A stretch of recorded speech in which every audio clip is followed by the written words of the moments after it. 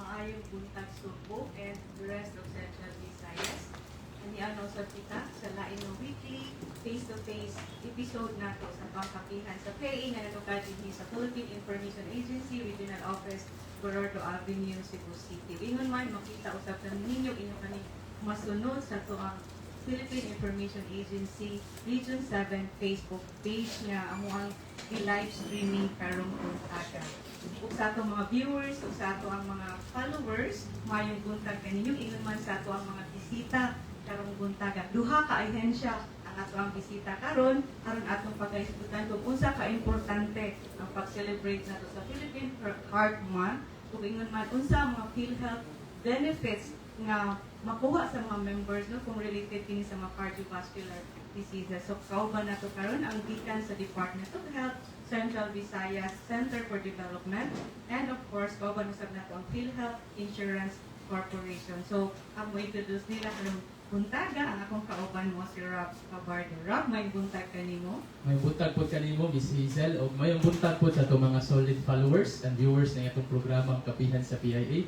And also may buntag po sa itong mga media partners, Miss Hazel, nga ni-upload karon sa itong buhatan sa PIA 7. So, sama sa imong giingon, Miss Hazel, na atay duha ka guest karon sa karong nga episode nato sa itong Kapihan sa PIA, gikan sa Department of Health Region 7 o sa Philippine Health Insurance Corporation Region 7.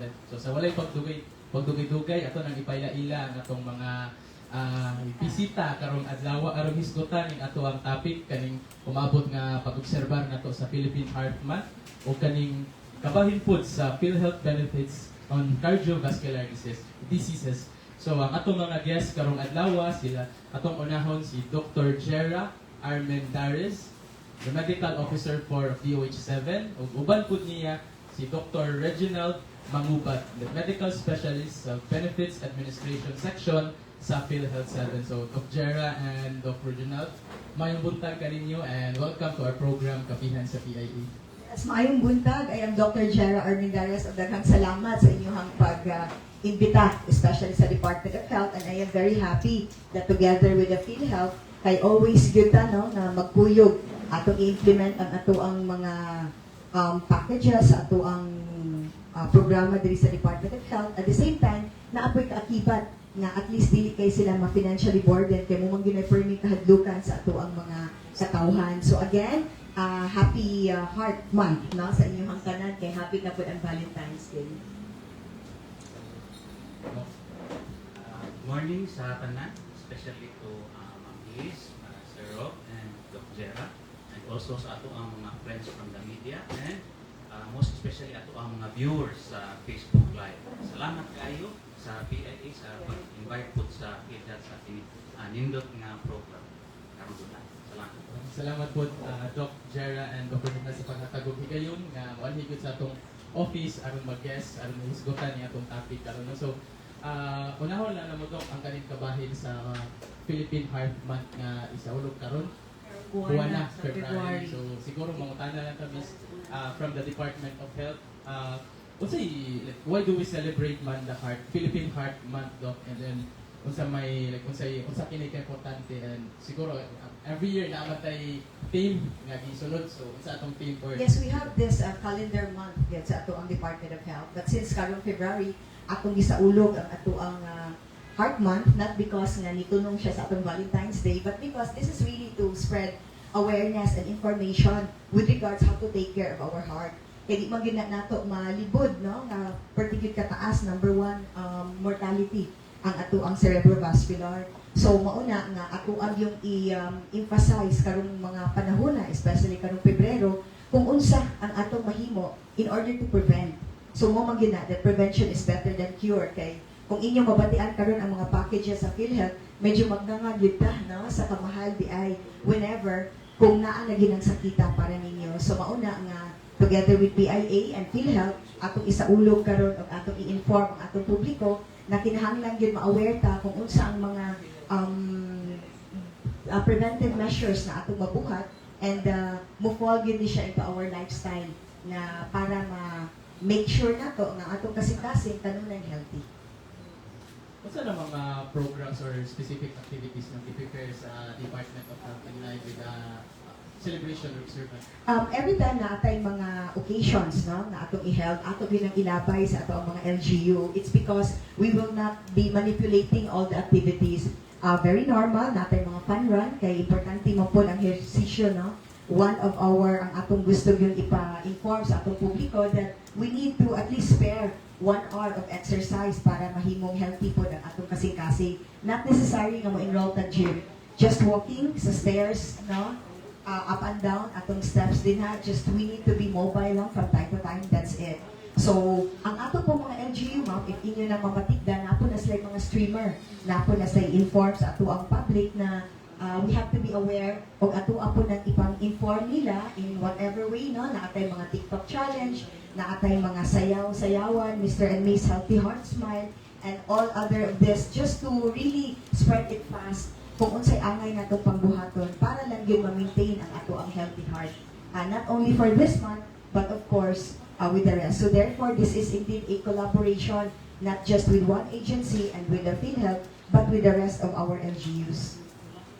Yes, no, so kinahanglan yun, no, as what you mentioned ni Doc Jera, no, nga we need to really take good care, no, of our heart. Of course, mo rin ang main, diba, Doc, na mabuhi patarap, no, so Health is wealth, fitness. yeah, tinawad na. And timing lang po, no, kay for this month is we are going to celebrate, no, the Valentine's, yes, o Heart Month, so bitaw sa ingon ni Doc na dili gyud isa ingon no nga kanang i-celebrate ni siya kay tungod nga February po, but of course to remind all of us, no, to really take good care of heart and maintain, no, kung unsay dapat na like sa ato ang life style, di ba, living no nato na to really prevent no kaning mga heart diseases nato. And siguro, Doc, as we all know, no, nga as what you have mentioned nga isa man gini sa kaning mortalities, no, karon ang heart disease, as we all know as well nga kanang one of the leading causes gini siya, di ba, kaning heart disease na to, especially not only in our country but of course no, for the whole world, no. So here in Central Visayas, Doc, we have that data, comparison data ba kung increasing or decreasing kung atuang kaning mortality death nato sa kaning heart diseases na cause. Actually, kung ato yung makita ang trend for almost 10 years, where maor gid gihapon, no? Which is kung imong, it's sad to know because this is really preventable. So, kaning magong ato ang heart month, this is not just pila lang ka years, this is already our 50th year, no? This is way back a 1973 pa na presidential decree. So, maulang na nga nganong inaani ang trend gihapon nga ang atong cerebrovascular disease or coronary artery diseases, mao gihapon ang leading cause, which is ang atong morbidity, of course, ang atong gihapong hypertension, na kung imo hunahon preventable gyud kaayo, no? It's just how you modify your diet, less lang atong mga sugar, ang atong sodium, we need to limit. And these are very simple things to do. We should not be doing smoking, mga anak bitang-butanga. So, muna mag-wonder taon sa may kulang.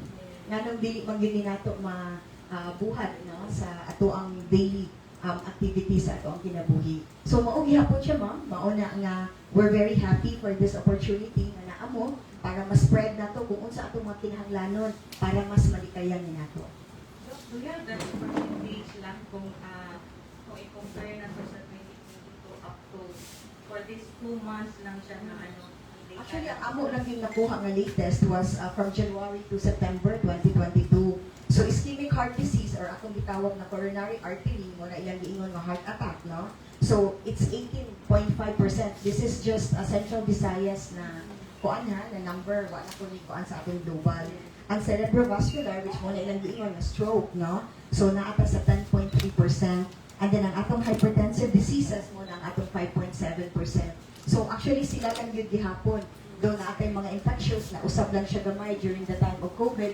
But kung imog yung batanaw, leading cause gid gihapon siya. Siya gid gihapon number 1 na mortality nato. Dok, unsay mga role ay mga heart diseases nato? There are really factors na dili gid nato malikayan, like atong edad, no, aging. Then it is really more of a male, maybe because of the lifestyle, but of course also ang kaniman sa gumababay, medyo protected me during our period. So once mag-menopause na po ni, magpari-parihan na po ang number sa kaning mga heart problems together sa atong mga lalaki. And hereditary, di gina nato, no? Kung atong mama, medyo prone ta. Muna, mas double time kita to really take care. And then lastly, which we can really manipulate and we could really change, kaning atong ang lifestyle yun. Like at least we need to have 5 servings of fruits and vegetables, at least less than 2 grams of our kaning sodium niya. Hilig ba kay taong mga burgers, Correct. hilig kaayo tag mga bacon, and which are preservative. Pika-pika. Yes. Dok, ano kaning mahog nga common signs or symptoms ba na siya like, siguro sa mga cardiovascular diseases nga like kung masinati na sa usa ka individual siguro para maingon niya nga kinahanglan na siya magpa-check up kinana kay mas nindot magid nga para malikayan magpa-check up gid ito sa mga common nga Every individual is really unique. No? Naadyo yung mga ubang tao nga maski mag 200 over 100 na nilang BP, mura nagwa. Na po ibang tag 150 na, 150 or 140 lang, daghan na kay sakit bation. But very common is really chest pain. Muna itong gitawag og angina, no? Pectoris. So that's very common. But then again, dili ko mo huwat nga naatay buhaton nga kung nanatay bation. We just have to have our regular check-up. So kanang atong hypertension, atong mga vital signs, makuha naman na, no? Sa atong mga clinic, sa atong RHU. So palihog ko, pagkugi taon maghapit sa atong mga rural health unit, kaya naara magputay doctor nga available. And then at the same time, kung makita na nimo nga, uy, taas di ay BP, then that's the time that we will do some screening. So muna na nga magpa-laboratory ta, we'll try to check kung unsa na gid ang severity sa imuhang lawas. So dira na mo come in ang atong partner na si PhilHealth, kay mo naman na sila na makuyawan naman. Uy, hala, laboratory, kanang nana ni siya bayad, mahal na kaayo, unahon na mo ang mga tambal. Which ang ako mga tambal, ako lang iklaro ha, take this opportunity. Libre na, kay ako na nang gidevolve. The devolution was already implemented last year. So, dili na mo hatag si DOH, kay capable naman ang atong mga LGU na mo hatag sa ilaha og libre. Importante kay Rob, no, kaning regular check-up, especially sa katong mga elderly sa, di ba, kay mo naman silang kanang daghan ano kay naman mga ang edad miss no? yes, manggawas ang mga sakit-sakit.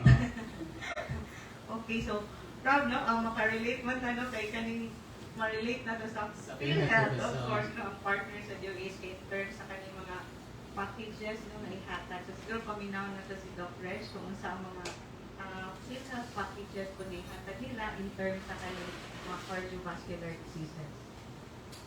So, PhilHealth nakakuha ka ta okay sa mga kung sa'yo mga top claims na gi-file sa ato ang hospitals in relation sa ato ang cardiovascular illnesses, no? So, allow me to read lang my list, no? Number 1 gid na claim na gi-file sa ato ang mga hospitals is ang kining hypertension na cases. So, mo gini siya atong pinaka-common gid nga claim gi-file sa ato ang mga pasyente. Number 2, ini ato ang congestive heart failure, no? So, number 3, acute myocardial infarction. Number 4 is rheumatic heart disease. So, mo ni ato ang mga top medical cases na gi-file sa ato ang hospitals in relation to cardiovascular disease. And also, naabot tayo data no, sa ato ang procedures. So, ang PhilHealth may cover not just the medical cases but also the procedure or the surgical cases, no? So, for kining sa ato ang heart-related procedures, we have the coronary angiography and the angioplasty. And then, we also have the coronary artery bypass graft surgery. And then, we also have benefit packages for our pediatric patients, no?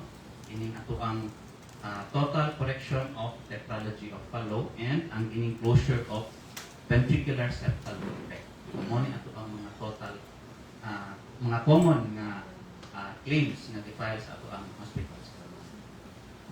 Doc, pila po di siya, Doc? Kasi mga, how much does PhilHealth cover for this cases? Naabot tayo dito, no? Makabalo po na itong mga... Viewers Yes. So at least atong imagine kung pila ato ang ma-avail in case ma-hospital ta simbako, no? So for hypertension, ato ang total case rate ani is 9,000 pesos. Ang kining total case rate sa PhilHealth is divided into 2 parts man siya, ang kining hospital fee and doctor's fee. Okay? So for 9,000 sa hypertension, 2,700 pesos ang doctor's fee ani and 6,500 300 pesos ang hospital fee. So that is for hypertension. For congestive heart failure, we have 15,700 pesos. So ang kining 15,700 pesos, divide in also into two parts. We have 4,710 pesos for the professional fee and 10,990 pesos for the hospital fee. So mo na ang congestive heart failure. For the acute myocardial infarction or tinatawag gitawag ng heart attack, we have 18,900 pesos. So divided into two parts, we have 5,670 for the professional fee and 13,230 pesos for the hospital. And then, ining ato ang rheumatic heart disease, atong total package is 12,800 pesos, divided into two parts, 3,840 for the professional fee and 8,960 pesos for the hospital fee. And then, naapot ay kanang ato ang surgical cases, ito akong dimension, no? Kung na lang kung i-discuss. So, coronary angiography, we have 9,700 pesos. So, two parts, get na siya, 4,200 pesos for the professional fee and 5,500 pesos for the hospital fee.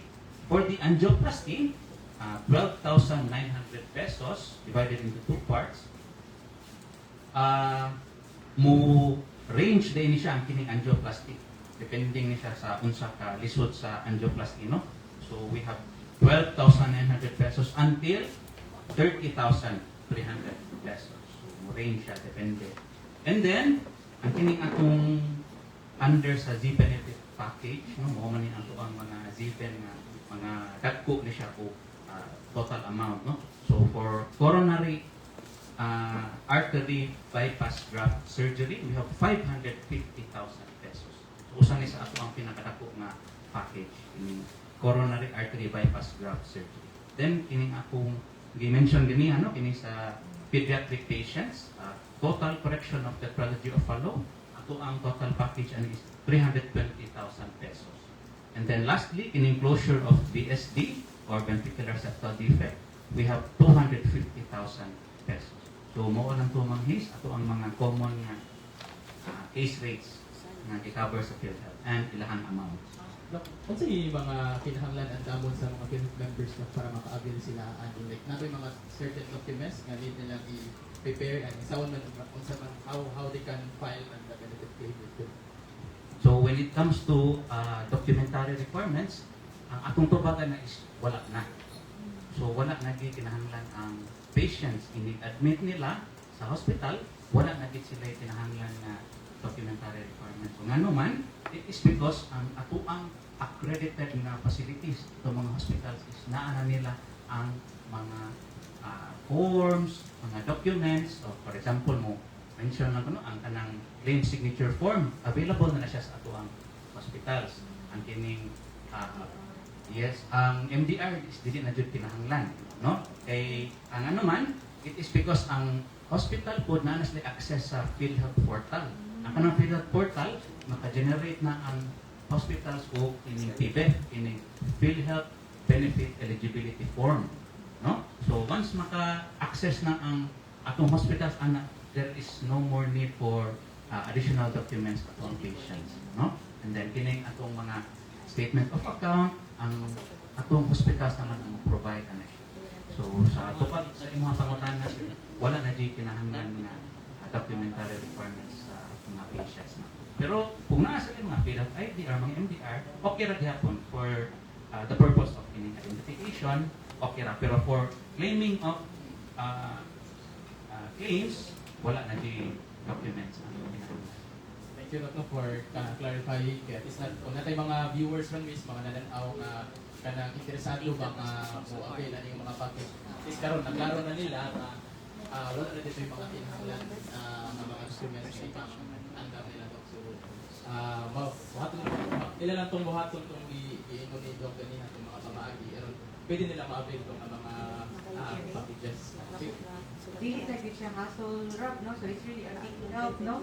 No, with regards sa kanang sa PhilHealth good, no? Nga kanang sa patients, good sa family, no? We take good care sa patients, especially kanang magpa-admit yan Doc, no? Wala na gid mga dokumento kayo sa una ba ya mo binilisod yung mga MDR, no? Ato pag PhilHealth yung mga yung MDR para sa patient, but now it's really kanang easy na gid kay siya, so dali na lang gid ma-admit nimo ang mga patients kay wala na kay ipangayo ng mga documents ang PhilHealth kay nanatanan sa hospital. Yes. Rob, ano ba yung ni Doc Rich kay na-mention niya katong mga rates, no, Doc? Katong di-mention ni mo at first, mo to siya ang mga regular rates, then separate sa din siya ang Z packages, nga imong di-mention na mas dako siya og rates na ma-avail sa mga patients. Yes, sakto na siya, ma'am, no? Ay, ang PhilHealth na atay atong gitawag ng all case rates. So, mo ni ato ang regular packages. Then, we also have special case rates niya itong gitawag na Z-benefit packages. Kining Z-benefit packages mo itong special packages sa PhilHealth na cover o catastrophic illnesses. Kung saan yung catastrophic illnesses, mga severe illnesses ni sila na kung ang patient gani magpatambal, magpapil sa hospital is financially draining din. Siya. So, ang PhilHealth nag-identify o selected nga mga cases nga ilang cover as Z-benefit package. So, usa na ato ang atong gitawag na coronary artery bypass graft surgery na ay total amount of 550,000 pesos. So, Doc, automatic ba na siya ang hospital na mo Z package ba siya ang ma-avail niya? Or mo ano pa sa PhilHealth? Okay, so naatay mga conditions ng anak, ma'am, no? Kung saan pag-avail aning Z-benefit packages. So number one is dapat ang patient is magpa-treat, magpa-manage, magpa-admit sa usa ka Z-benefit contracted hospital with PhilHealth. Okay? So sa pagkakaroon ang ato ang Z-benefit providers diri sa Region 7 is tulog ako. Dili sa Cebu Province, ang Vicente Soto o ang Perpetual Soccer. Vicente Soto is public facility, Perpetual Soccer is private facility. Then we also have another facility na contracted Z-ben provider sa Bohol, ang Armendarez. So, mao na siya ang first nga condition. So, dapat magpa-treat ang patient dito sa Z-ben contracted facility. Ang ikaduha is dapat ang condition sa patient is makapasar siya sa selection criteria. Yes, so ang selection criteria is set na siya sa PhilHealth. So fixed na siya ang PhilHealth before siya nagpagawas ng selection criteria, consultation siya with the different specialty groups, ng mga cardiologists, ng mga transplant surgeons, and then nag-agree sila na mao ni ato ang selection group para aning Z-benefit package. Okay? So, nag-set na ang PhilHealth aning selection criteria, ato na nang download sa ato ang facility. So, it is the specialist na ang cardiologist na mo evaluate, mo assess sa patient, and siya na ang moingon sa opinion na, yes ma'am, eligible ka sa kini Z-benefit package. Okay. Akong gipangutang na Rob kay para at least clear ba niya masubstansya sa atong mga sa publiko po kung unsa ni ang Z-benefit package sa nila pag-avail yung unsa sa ilang mga regular rates po na gi-offer sa PhilHealth. Sa pagkaroon miss, ubay namang nahatag information silang Doc Reggie and Doc Jera. And karon by this time, we would like to give the opportunity atong mga media partners nga karon to raise for their own questions sa ato ang mga guests. So by this time, ato nang i-open ang floor, miss. Pwede na mo entertain the questions from our media partners. We have from PTV and also from Sunstar. So to those na yung mga questions sa ato ang guests, so feel free to throw your questions. Good morning.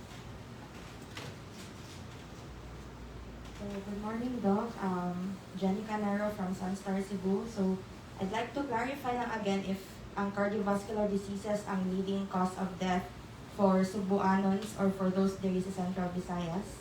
Yes, ako ang dito na lamang good is sa Department of Health, no, sa ating FHSIS. So it's really the coronary heart diseases which katuimong giingon nga cardiovascular, 18.5%. Siya gid ang leading cause of our mortality. Pag umusulti tag morbidity, it's really the hypertension which ma-clarify na to ganina, no, na daghan pud kaayo mo claim sa hospital. Ingon gani kag morbidity, murag usapod siya sa makahatag og kaning contribution nga mo abot ta ana nga point nga mamatay ta. Yes. That's the data of FHSIS from January to September 2022. And aside from coronary diseases, Doc, unsa pay other leading causes of mortality for Cebuanos or for those in Central Actually, Luzon? the sunod yun, no, puro yun siya heart diseases, ischemic heart disease, or katong ato coronary, cerebrovascular, kung ang ato ang atake sa ulo bitaw, heart attack man lang sa heart. And then, ang ato ang hinoon, ang ikalima, ang ato raman hinoong hypertension. But then again, nisulod gihapon ang ato mga infectious diseases like pneumonia, mo po ang ato ang ika-second, no? Then wala pa gihapon nawala sa listahan ang ato ang COVID-19. So, these are the things na kinahanglan po nato gihapon ko anon, tagaan o tutukan, maubitaw na nga nag-implement na kakaroon og mga e-referral system para mas dali na nato matagaan o pagtaga ng atong patient. Ni ato bitaw siya maklaro kung unsa gid ang iyang sakit. Angay ra ba ka diri lang sa balay, i-treat lang ka with our RHU or kinahanglan ba ka sa atong hospital. And then kung ato na punta sa hospital, ato pong tarungon kung unsa ang mga level na angay ra pagka pwede. Like sa Vicente Soto, na adito nakalodge ang atong mga Z-benefit, kay level 3 man na siya na hospital. So napunta kung kaya man lang sa level 2, like magpa-hemodialysis na, pwede na po siya og level 2, like CCMC is catering kaning atong mga dialysis. So may anak bitaw. So ang cerebrovascular manggod, maulang na siya nga ako gining i-celebrate it karon kay usay mahibong ta ba. There are a lot of preventive measures na atong buhaton. By why is it na for how many years siya gid gihapon ang number 1 leading cause? Of course, smoking is number 1. Di ginato sa siya ma-eradicate, which could really like thicken our blood vessels. Atong kasing-kasing na pamangguni siya daghang sanga mo na atong gitawag nga blood vessels. And then atong mga kinaon pod. So, I guess one of you here, no? Or more than half, ang ato asigrong gikaon gikan sa Jollibee, no? Atong snacks karon gikan sa Jollibee. So these are the things that could really contribute ang mga cholesterol na pod o kaning mga saturated fat. So ginagmay nga butang pero dako kay siya contribution kung dili na nato mausab. So no wonder nga siya gid gihapon ang number 1, no? Though nasa gihapon tayo renal failure, but if you would like me to really enumerate according to sa ato abitang kaning paghanay, no? Number 1 is cardiovascular, second is pneumonia, third is cerebrovascular, COVID-19 is next, cancer, ang next na to, all forms, ha? Diabetes mellitus, hypertension, sepsis, which is infection na medyo systemic na, no? Grabe na. Renal failure o kaning atong TB in all forms mo na nindot kayo yung programa, ma'am, no? Na atong i-celebrate ang taga-kuan. Kaya ang TB is very curable. So how is it man nga nganong ni-appeal pa siya sa ato ang top 10. So muna usay atong i-wonder, no? Di mo sa tanginahan mo angkon ng mga kahigulo ang Pinoy na ang mga Cebuano, no way, did not, no? So atong kaning tan-aw, no? It's a good thing that we need to investigate asa kata na siya. So maybe our health system, is it our government or the public itself? Then we'll see. That's why we need this kind of forum para atong mahibaw-an kung asa nato pwede i-strengthen ang ato ang mga buhaton para ma-lessen ni siya. Good morning, Doc. Good morning, Earl Padronia from Sensor. Doc, kanang for this month, Philippine Heart Month, what were the activities prepared by the DOH and in raising awareness and somehow prevent the spread of this disease, ma'am? So actually, this is one of our activity to join forces with PIA, no? To spread awareness and information. Kay usay ang information mausab ba? Kaya daghan naman ko nung marites good, so mausap-usap ang information. So it's nice that we're here, no, na ako yung ihatag sa insakto. As I mentioned again earlier, nga kani po ang atong activities naman tayo memorandum ani from Central Office that we need to celebrate. So atong gitagaan og dakong katungod ang atong mga LGU kung unsaon. But ato lang silang gitagaan og mga activities like kaning atong mga Zumba dances. But I guess it's really part of their everyday nilang mga activities sa ilaha pong office. Natin mga TikTok contest, yan natin Mr. and Miss Hearty Smile, kay oral mapud good health karon, so nag-collaborate na lang pud me. Kay katubit ang giingon ni Doc kanina nga rheumatic heart fever, ang number 1 cause ana is atong Staphylococcus aureus, which pakuha ra gyud kong natay mga tonsillitis. So, kung di healthy, di takabaw sa, especially mga bata, so delikado kayo na mag-rheumatic heart mo to ang dimension po ni Doc ganina. Thank you, Doc. John? John of PTV4. Hi, Doc. Sir, may buntag. Doc, na lang ko clarification. Sa 2022, 18.5% ang mortality. Doon na tayo kung pila ni kabuok. Rate ramang rate ang gihatag diri. The number is 8,816. Kung i-rate na to, that's per 100,000 population, so 109. Cardiovascular niya. Okay. So, mo ni siya ang kaning per population for the whole region. For the whole region. I'm talking for the whole region now. Okay.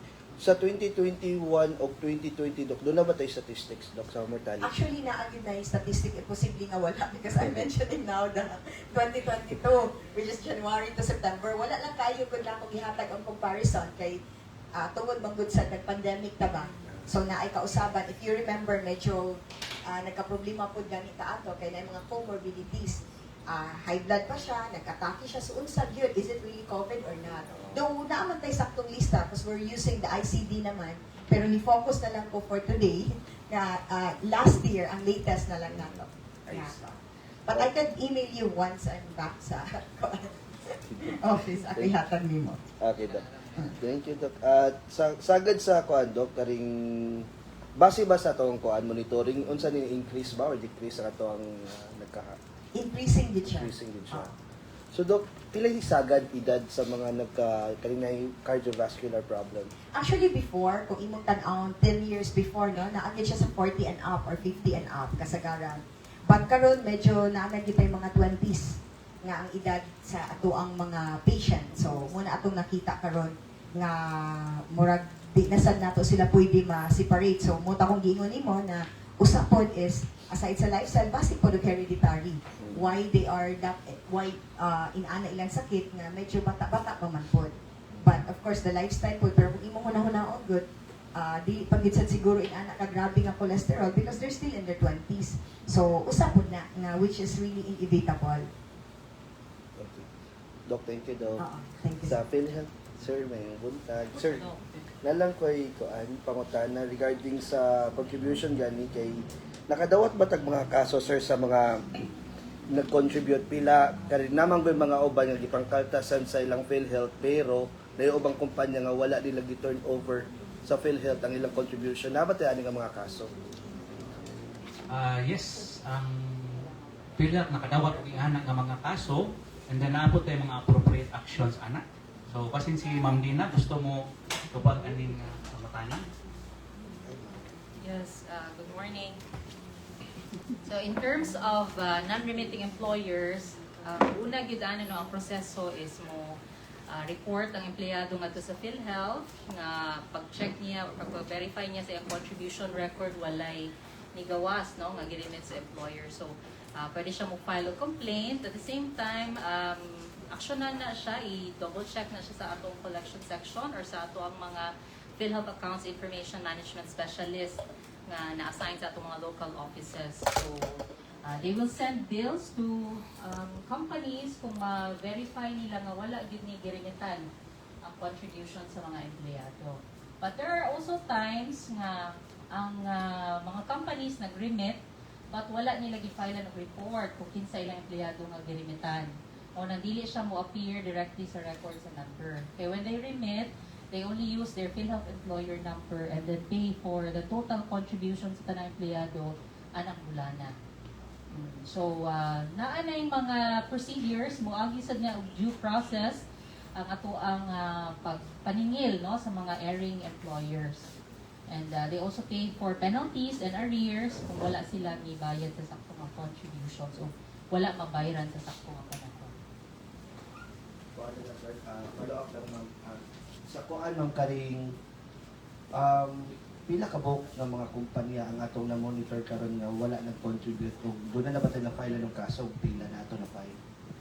As of now, sir, unfortunately, wala mi data na we can verify with our collection section kay atong na-focus mi ron sa ato ang topic on cardiovascular diseases na coverage of PhilHealth. But we can provide you later on for data kung iluhag siya kinahanglanon.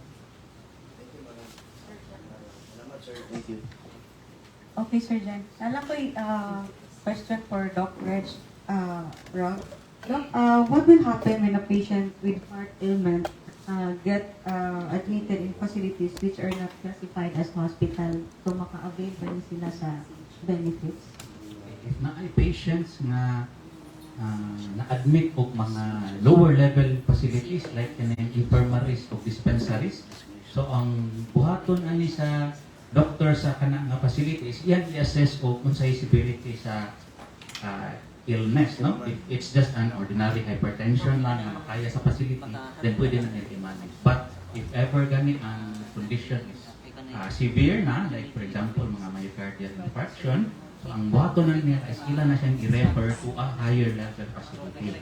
Okay? So ang kung sa may pwede ma-avail sa kana siyang lower level facility, pwede sila maka-avail og referral package. Okay, so ang referral package is 4,000 pesos na siya, ni-cover na siya sa transfer of patient, no? Including the ambulance use. So, mga na siya. Kung ang illness patient is severe enough na kinahanglan referral to a higher level facility. But if mild lang ang case sa patient, so pwede rin maka-manage ra ang facility, and then naarapod na ikuan benefit availment ang kining PCF na itong tawag ang primary care facility. So ang kanang primary care facility, we compare na to sa hospital, mas lower ang ilahang amount na ma-receive. So mo na siya ang general rule. Pero Doc, anong primary care facility, kailan ba na siyang accredited dito sa PhilHealth? Yes. So just like any other facility, ang kanang primary care facility, ang landon siya magpa-accredit po sa PhilHealth in order to claim for PhilHealth reimbursements. Nay, pahabol na question coming from one of our Facebook viewers. I-address po ni Doc sa Doc Reginald. Yung question, Doc, is ma-avail lang ba ang PhilHealth benefits sa mga ma-confine lang o pwede po ni sa mga outpatients? Pwede po ni ba sa consultations, medicine and laboratory exam? So salamat kayo sa kanang napangutana, no? So ang PhilHealth package is not only for hospitalizations or inpatients. So ang PhilHealth na apoy outpatient benefit package, ato ning gitawag as consulta benefit package. So unsa may coverage aning consulta benefit package? Tulo ka buok. So number 1 is consultation. Number 2 is basic labs, and number 3 is basic medication. So sa kining labs na atay gi-identify nga 13 ka buok laboratories nga under covered aning consulta package. And for medicines natin, 21 kabuok basic nga medicines nga covered aning consulta package. Okay? So kana siya nga consulta package, ma-avail ra po na siya sa atong accredited ra po nga mga facilities like mga RHUs, mga city health offices, nga. Promise, nakakuha na kita gawin na gito information, but our program na-focus naman na ito ang oras sa karong adlaw na tusod na ito for Kapihan sa PIA. But sa dili pa ta opisyal nga mo-end sa atong program is karong adlaw, siguro hatagan na ito higayon atong duha ka guest karon coming from DOH and PhilHealth, si Doc Jera and Doc Reginald, to give their parting message kasi na sila yung mga mensahe sa publiko, sa itong mga PhilHealth members karon nga magsaulo kita sa Philippine Heart Month o katupong mga ganahan po mo avail sa mga package. Siguro we will give them the time and opportunity to give their parting message to the public. Siguro atong unahon si Dr. Jera from DOH-7. Yes, and siguro sa drop pahabol ng doctor, no? Especially that we're going to celebrate, no, the Valentine's Day next week, Yes, Rob. yes, yes. Siguro mga nasa tip ni Doc Jera kung Kana sa mga dapat buhaton or buhaton or mga kauno, no, para to maintain kaning healthy lifestyle nato. Yes. Kuyawan ko, basta ang pamatan na ito, kung heartbroken, na ba siya? Mahima. Kasi Ikanyidolon, Doc. Kasi mag-heart attack kung ma-heartbroken. So again, wala na yung connection ha. I guess that's depression. But whenever you're depressed, magdola na to sa ganyan si system mo, mga luya man sa Diyos.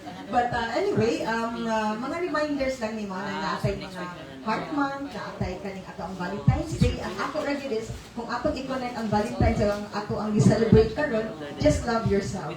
No? Do it first. Ako asang nahon, atong i-try o modify ang atong diet, atong maghimot ang checklist.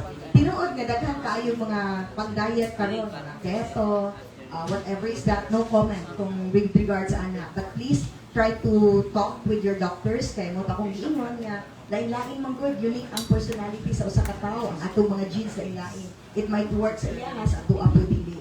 Basta ato lang yung timan-an na please let's try to have at least mga 5 servings of ato ang kaning mga fruits and vegetables. Then ato ning likayan ang ato ang kaning mga sodium, salty food.